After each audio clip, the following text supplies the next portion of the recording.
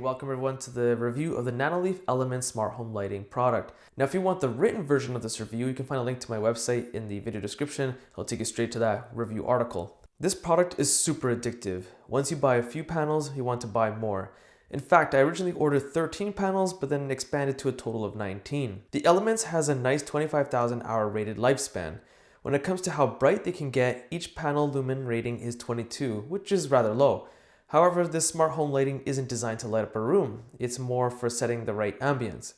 I can certainly say if you get enough of these panels, it does get a little bright and looks good if you want to complement it with the Nanoleaf Shapes collection, which I have reviewed. I'll link to that review in the video description. You can adjust the brightness level easily in the app or on the touch controlled panel, which I'll show later on, or be using your voice with the smart home assistant. The Kelvin rating ranges from 1500 to 4000. The higher the Kelvin rating, the closer you get to natural light, like light from the sun. To explain things in simpler form, the panels can light up to be orangish in color or close to a whitish beige. Power consumption per panel is low as it only requires 2 watts per panel. You'll need the 42 watt power supply to start using these panels, which are included in the Smarter kit, which is basically just a starter kit.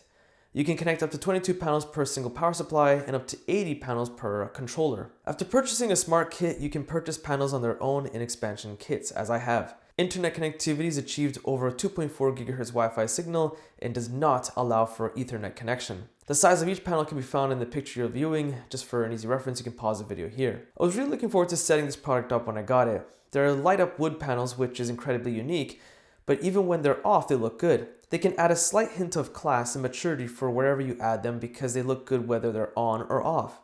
I chose to set mine up at my gaming/nerd shelf to provide some lighting to my lightsaber replica, game controllers, headsets, and holders. The Element Light product is truly a gorgeous product. Tiles connect using a small, easy to snap connectors. There are other connectors that allow flexing so you can bend the connector to put it at wall corners or even mount them to the ceiling, but those are sold separately. There's also a sold separately longer flexible connector called linkers. These linkers allow for an additional 6.5 inch of flexible length if you're at an odd angle trying to get on a wall corner, or they can help you be creative in unique situations like mine. In my case, I have the Elements on my wall and I use a linker to extend it to my gaming shelf. The entire setup process is very easy. My biggest challenge was choosing my layout. This is the same personal obstacle I had when working with the Nanoleaf Shapes collection. For that collection, I ended up with a random pattern. More on that again in that review video I mentioned earlier. The app is easy enough to use and has a layout section that allows you to create design templates before placing the tiles on the wall.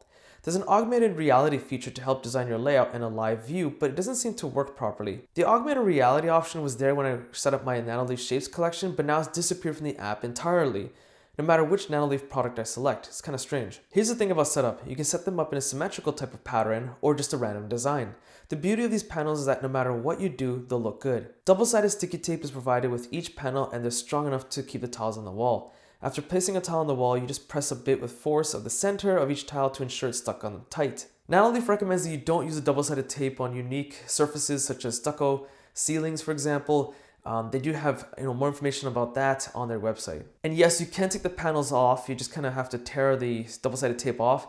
I haven't done that myself, I will admit, but there are actually videos on Nanoleaf's website explaining how to get that done and what's probably the best way to do it without damaging the wall. If the lights weren't unique enough already, it gets even better. Each panel is touch sensitive. What's great is that there's no fear of breaking the light as a surface isn't glass. It feels like a type of plastic. Nanoleaf encourages you to touch the panels to interact and change the colors. I'm disappointed that Nanoleaf's products are rather expensive. And to top it off, they don't provide simple wire cable management. They could have included a simple bracket the wire could clip into. It's strange because Nanoleaf has clearly spent a great deal of time designing a nice, clean, polished looking product, and of all the things, the cable ends up being the displeasing visual item. For some reason, the lights will turn on randomly. On any given time or day, me and my wife will come down to the basement and see that the Elements lights are on for no reason. It's weird because our Nanoleaf Shapes product has never done that. This seems to be related to a software issue, so hopefully Nanoleaf releases a firmware fix soon. There are many forum posts of people complaining about the same thing regarding Nanoleaf products. It's a good thing these lights have such a lengthy lifespan. Although I've had this product for over a month, it's only started happening around the last week and a half, so I'm almost positive some sort of bad firmware update is what's causing this issue. Going into the app, it's separated by rooms or sections. It's up to you how you want to customize it. Diving into the Elements section in particular, if you go over to the touch control section, you can actually decide what will happen when you touch one of the panels. You can really customize the touch controls. Going over a little bit more, you can actually turn the panels on and off from here, obviously, but you can also set some different types of patterns and designs. What I find very annoying and very strange is if you look at reading white, which is the top one, and bright white, which is the fourth one, and the two favorited ones, in fact, I can't select them no matter what. But if I go to someone else, like say ambient white, I'm able to select it just fine. I'm not sure why it is, because sometimes I just want a nice white bright scene. It just will not let me select it for the life of me. So the app is rather buggy. Of course, you can go to playlists and create other customized features and patterns. So you can kind of give a flash dance type of effect, kind of a sunlight mimicking in the autumn breeze, if you will. Like there's a lot of customization you can have here. Going over to the Discover tab is where you can discover more patterns and designs created by Nanoleaf themselves, staff there, or just items created by people in the community. You can add them to your app and you can start using their patterns and designs. The Explorer tab allows you to view other products and services from Nanoleaf. There's also some details about thread capability, which will allow smart home products like Nanoleaf products to communicate with one another without the need for a middleman bridge, like say Samsung SmartThings or IFTTT, for example. On that subject, you do have integration with Google Assistant, Amazon IFTTT, Samsung SmartThings, Apple HomeKit. There's another weird thing. The Elements is the only product I have that gives me this weird power warning. And every time I try to dig into more details, the app will kind of cycle back through or crash on me. Even though my Nanoleaf Elements are plugged in directly to a power outlet, I get this warning all the time. My Nanoleaf Shapes never causes a problem, and those are ironically plugged into a power bar. So the app will not be the best experience. It's clunky and it's messy. You can also manage many of the app features from a computer through the Nanoleaf website or the computer app. The computer app is available for Windows and Mac and operates similar to the mobile app. Oddly enough, even though you're more likely to use the mobile app because you probably have your phone on you all the time, the computer app is far more stable and responsive. Going back onto the subject of smart home integration, I have mine set up and synced with Google Assistant, so I have some basic commands, but I also have some more powerful commands using Google Routines, in which I have the Nanoleaf Elements, Nanoleaf Shapes, and Philips Hue Smart Coloring Lights all synced together under a single command. Let me just quickly demonstrate both of those functions for you. Turn on the gaming shelf lights. Okay, turning on the gaming shelf. Gaming mode on. It's game time.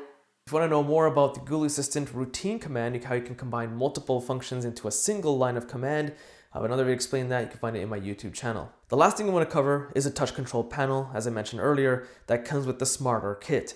It allows controlling of power on and off, adjusting brightness level, changing scenes, randomizing items, and turning on music listening mode. Music mode has the panels listen to noise and adjust to music sounds. It works rather well and is quite responsive. The Elements is an amazingly unique product. I am not disappointed at all. It looks very mature, sophisticated. I put mine up on my gaming shelf, so if you put it somewhere like a library, if you have one, or an office, it might look even more professional and cool.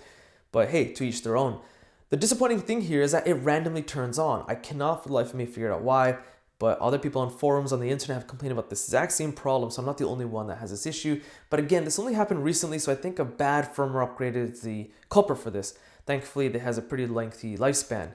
The other problem is the mobile app is just horrendously clunky. And that's pretty much a wrap for me. So if you found this video useful, be sure to check out my social links in the video description. Hit the like button, it does help, subscribe, and thanks for watching.